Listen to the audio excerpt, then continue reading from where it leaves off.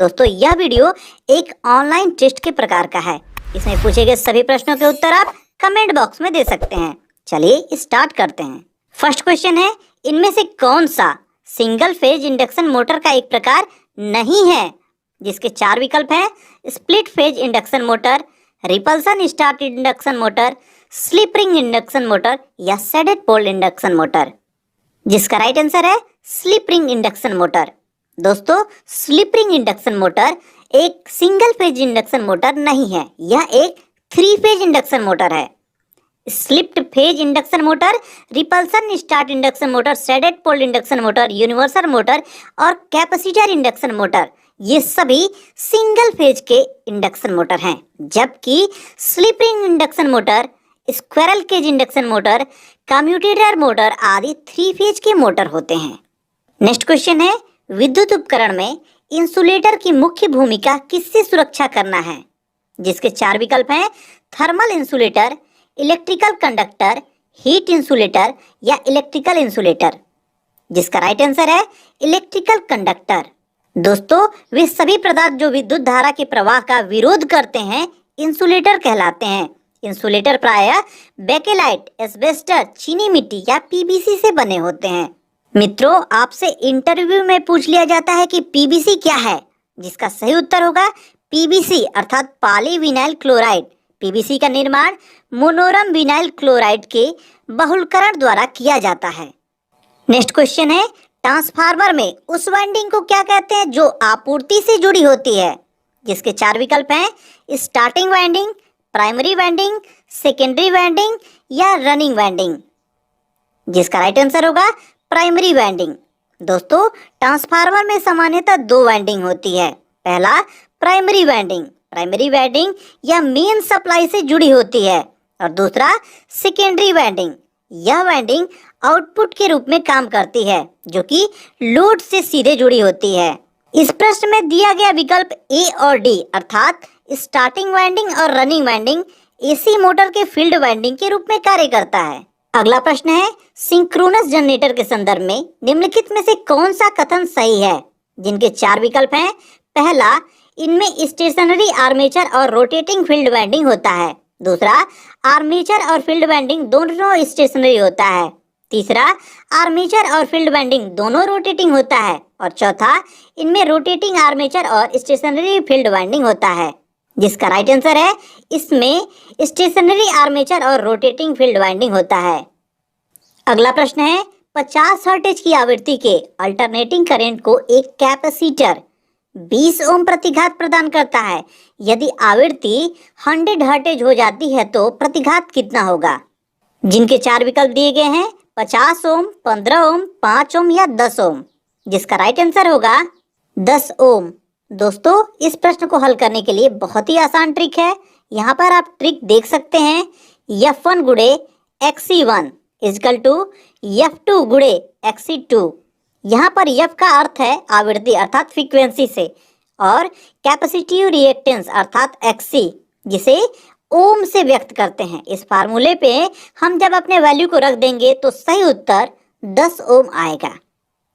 Next question है, निम्नलिखित में से कौन सा डिवाइस स्विच और सुरक्षात्मक डिवाइस के रूप में प्रयुक्त किया जाता है?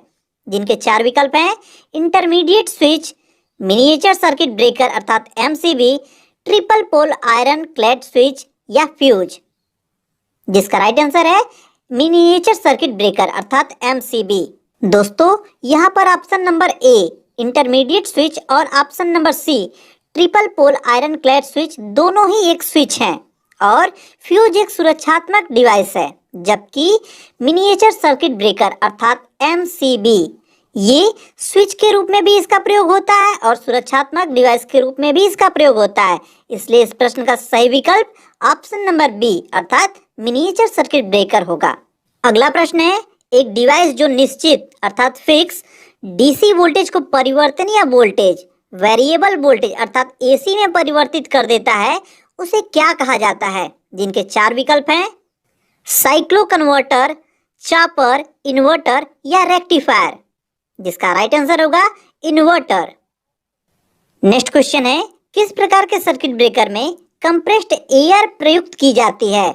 जिनके चार विकल्प हैं: oil circuit breaker, vacuum circuit breaker, अर्थ लीकेज सर्किट ब्रेकर या एयर ब्लास्ट सर्किट ब्रेकर? जिसका राइट आंसर होगा एयर ब्लास्ट सर्किट ब्रेकर। दोस्तों 11 केवी से अधिक वोल्टेज की लाइन को ऑन तथा ऑफ करने के लिए हम प्रायः एयर ब्लास्ट सर्किट ब्रेकर का प्रयोग करते हैं। यह सर्किट ब्रेकर ऑन ऑफ होने पर विस्फोट की ध्वनि उत्पन्न करता है, इसलिए इसे एयर ब्लास्ट सर्किट ब्रेकर कहते हैं, अर्थात ABCB। यह 3 प्रकार का होता है, axial blast circuit breaker, radial blast circuit breaker और cross blast circuit breaker. Next question है 1000 वाट 220 वोल्ट इलेक्ट्रिक हीटर का प्रतिरोध कितना होगा? जिसके ऑप्शन है 40.2 ओम, 43.6 ओम, 48.4 ओम या 35.5 ओम। जिसका राइट आंसर होगा 48.4 ओम। दोस्तों यह प्रश्न बहुत ही महत्वपूर्ण है। यह प्रश्न आपसे इंटरव्यू में पूछा जा सकता है। चलिए हम इसे हल करके देख लेते हैं। यहाँ पर आपको वाट दिया गया है जो कि 1000 वाट है, वोल्टेज है 220 वोल्ट, प्रतिरोध पूछ रहा है। यहाँ पर हम दिए गए सभी फार्मूले को याद कर लेंगे। हम इस प्रश्न को इस फार्मूले से हल करेंगे। हम यहाँ इस फार्मूले में अपने वैल्यू को रख देंगे। यहाँ पर R अर्थात प्रतिरोध बराबर 220 का स्क्वायर बटे 1000। इसको हम हल कर लेंगे तो हमारा सही उत्तर 48.4 ओम आएगा, जो कि हमारे प्रश्न का सही विकल्प ऑप्शन नंबर सी है, 48.4 ओम। नेक्स्ट क्वेश्चन है 75 मेगावाट थर्मल पावर प्लांट की तापीय दक्षता 35% है और इसकी विद्युतीय दक्षता 80% है। प्लांट की कुल दक्षता का पता लगाएं। जिनके 4 विकल्प हैं 28%, 35%, 80% या 58.5%। जिसका राइट आंसर होगा 28%। अगला प्रश्न है एक सर्किट ब्रेकर क्या है? जिसके ऑप्शन है power factor correcting device, transient के प्रभाव को न्यूट्रलाइज करने वाला डिवाइस, करंट इंटरप्टेड डिवाइस या वार्म फैक्टर करेक्टिंग डिवाइस। जिसका राइट आंसर होगा करंट इंटरप्टेड डिवाइस, अर्थात ऑप्शन नंबर सी। मित्रों विद्युत वितरण सब स्टेशन, ग्रिड स्टेशन, विद्युत उत्पादन केंद्रों आदि में उच्च एम्पियर मान की विद्युत धारा को ऑन तथा ऑफ करने के लिए हम सर्किट ब्रेकर का उपयोग करते हैं। पिछले प्रश्नों में मैंने आपको सभी प्रकार के सर्किट ब्रेकर के बारे में बताया है। अगला प्रश्न है थर्मल पावर प्लांट में डिएरेटर का उपयोग क्यों किया जाता है? जिनके 4 विकल्प हैं। पहला, फीड वाटर से ऑक्सीजन निकालने के लिए, फीड वाटर में ऑक्सीजन बनाए रखने के लिए, फीड वाटर में प्रीहीटिंग के लिए, फीड वाटर को संघनित करने के लिए। जिसका राइट आंसर है फीड वाटर से ऑक्सीजन निकालने के लिए। अगला प्रश्न है एक इंडक्शन मोटर में ग्रॉस आउटपुट पावर कितनी होगी? जिनके 4 विकल्प हैं, सही उत्तर को पहचानना है। जिसका राइट आंसर होगा रोटर पावर की 1 - स्लिप गुना। नेक्स्ट क्वेश्चन है जब sodium vapour lamp switch on किया जाता है तो यह किसकी उपस्थिति के कारण लाल रंग प्रकाश देता है? जिसके 4 विकल्प हैं मैग्नीशियम, आर्गन, नियॉन और कार्बन। जिसका सही उत्तर होगा नियॉन। दोस्तों यहाँ पर आप सोडियम वेपर लैंप का डायग्राम देख रहे हैं। सोडियम वेपर लैंप के ट्यूब में सोडियम की धातु के दाने और नियॉन गैस भरी जाती है। इस लैंप को जब हम विद्युत सप्लाई देकर ऑन करते हैं तो इलेक्ट्रॉन डिस्चार्जिंग प्रक्रिया स्टार्ट हो जाती है, जिससे सोडियम धातु के दाने का वाष्पीकरण प्रारंभ हो जाता है। इस कारण यह लैंप स्टार्टिंग के समय लाल या गुलाबी रंग का प्रकाश उत्सर्जित करता है। दोस्तों इंटरव्यू में पूछा जाता है कि सोडियम वेपर लैंप को पूरी तरह स्टार्ट होने में कितना टाइम लगता है? इसका सही उत्तर होगा सोडियम वेपर लैंप को स्टार्ट होने में 10 से 15 मिनट लग सकता है। नेक्स्ट क्वेश्चन है विद्युत कार्य के लिए सामान्य विनिर्देशों के अनुसार स्विच रूम के लिए पसंदीदा स्थान कौन सा होगा? जिसके 4 विकल्प हैं ग्राउंड फ्लोर के बीच में, प्रथम फ्लोर पर प्रवेश द्वार के पास, ग्राउंड फ्लोर पर कोई भी कोना, ग्राउंड फ्लोर पर प्रवेश द्वार के पास। जिसका राइट आंसर होगा ग्राउंड फ्लोर पर प्रवेश द्वार के पास। दोस्तों जब हम घरों की वायरिंग करते हैं तो स्विच रूम अर्थात बिजली मीटर, एमसीबी, फ्यूज आदि सभी विद्युतीय उपकरण के लिए सही स्थान ग्राउंड फ्लोर के मुख्य प्रवेश द्वार के पास होता है। नेक्स्ट क्वेश्चन है 50 सर्टेज पर कार्यरत 4 पोल वाले एक हाइड्रो पावर प्लांट के रोटर की गति कितनी होगी? जिसके विकल्प हैं 3000 आरपीएम, 1800 आरपीएम, 1200 आरपीएम या 1500 आरपीएम? जिसका राइट आंसर होगा 1500 आरपीएम। दोस्तों, हाइड्रो पावर प्लांट में कार्यरत अल्टरनेटर के रोटर की गति ज्ञात करने के लिए हम इस फार्मूले का प्रयोग करेंगे।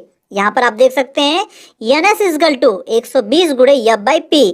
इसमें हम अपने वैल्यू को रख देंगे तो 120 गुणे 50/4। इसको हम हल करेंगे तो 1500 आरपीएम आएगा, जो कि हमारा ऑप्शन नंबर 4 अर्थात 1500 आरपीएम सही है।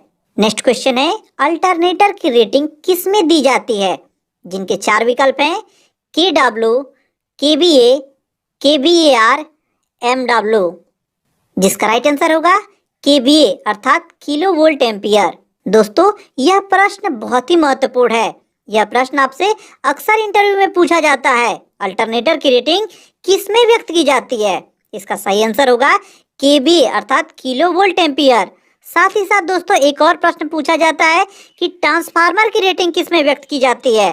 दोस्तों, ट्रांसफार्मर की सही रेटिंग क्या होगी, आप हमें कमेंट करके बताएं। नेक्स्ट क्वेश्चन है, स्टार डेल्टा स्टार्टर विधि में प्रत्येक फेज वाइंडिंग में वोल्टेज किसके बराबर होती है? जिसके 4 विकल्प हैं, जिसका राइट आंसर होगा VL अर्थात लाइन वोल्टेज बटे √3। नेक्स्ट क्वेश्चन है, 2 पोल 3 फेज इंडक्शन मोटर में 3 फेज वाइंडिंग एक दूसरे के कितने दूरी पर होगा? जिसके विकल्प हैं 30 डिग्री, 120 डिग्री, 90 डिग्री या 60 डिग्री। जिसका राइट आंसर होगा 120 डिग्री। 2 पोल 3 फेज इंडक्शन मोटर में तीनों फेज में 120 डिग्री का अंतर होता है। नेक्स्ट क्वेश्चन है, 3 फेज 4 वायर AC सिस्टम में वोल्टेज असंतुलन निम्न में से किस कारण होता है? जिसके विकल्प हैं सिंक्रोनस कंडेंसर के उपयोग से, सर्विस मेंस का धारिता प्रभाव से, असंतुलित सिंगल फेज लोड से, असंतुलित 3 फेज इंडक्शन मोटर से। जिसका राइट आंसर होगा असंतुलित सिंगल फेज लोड से। नेक्स्ट क्वेश्चन है, जब ओवरहेड ट्रांसमिशन लाइन की लंबाई 150 किलोमीटर से अधिक होती है और लाइन वोल्टेज 100 kV से अधिक होती है तो उसे किस रूप में माना जाता है? जिसके ऑप्शन है लंबी ट्रांसमिशन लाइन, सेकंड है मध्य ट्रांसमिशन लाइन या छोटी ट्रांसमिशन लाइन या बहुत छोटी ट्रांसमिशन लाइन। जिसका राइट आंसर होगा लंबी ट्रांसमिशन लाइन। लंबी ट्रांसमिशन लाइन का उदाहरण होता है कि वह 150 किलोमीटर से अधिक होता है और 100 किलोवोल्ट से अधिक होता है।